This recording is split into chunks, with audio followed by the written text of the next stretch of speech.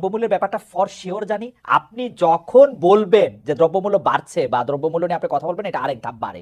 আপনি তো খুব ভালো করে জানতেন যে জানেন যে দ্রব্যমূল্য বাড়া বা এটা নিয়ন্ত্রণের বাইরে চলে যাওয়া সেটা সাময়িক, সেটা কিছু সময়ের জন্য মানুষের অতি মুনাফার কারণ, সরকারের দায় সেখানে অনেক কম। কিন্তু আপনি সবচেয়ে বেশি দ্রব্যমূল্যটা নিয়ে যদি বলি, আপনি সরকারকে এত বেশি ব্যর্থ কেন, বা সরকারের ব্যর্থতাটা কেন আপনি এত বেশি দেখেছেন? আচ্ছা, দ্রব্যমূল্য বাড়লে আমি কার ব্যর্থতা বলবো?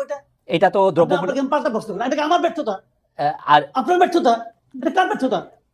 বাজার তো চাহিদা, দ্রব্যমূল্য বাড়লে এটা কার ব্যর্থতা?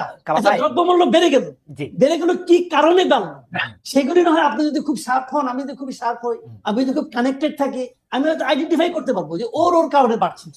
এর চেয়ে বেশি কিছু করার ক্ষমতা আমার আছে? এটা কার করতে হবে? সরকারকে যে করতে হবে। সরকার যখন একজন যে ওখানে চেয়ার দেখেন, এই ব্রিগেডিয়ার শাখা হোসেন, উনি এখন যে একটা জায়গায় চেয়ারে বসেছেন, এর আগে কিন্তু ওখানে ছিলেন না। যখন উনি না ছিলেন তখন ওনার কাছে কি গভর্নমেন্ট যে অ্যাপারেটাস গুলো ছিল না, তখন উনি হাজার বললেও কিছু হতো না। কিন্তু যেই মাত্র উনি চেয়ারে বসলেন তখন কিন্তু সরকারের সমস্ত ইনস্ট্রুমেন্ট গুলো ওনার হাতিয়ারে পরিণত হলো। এখন ওনার দায়িত্বটা কি? হাতিয়ার গুলো জায়গা মতো ব্যবহার করা।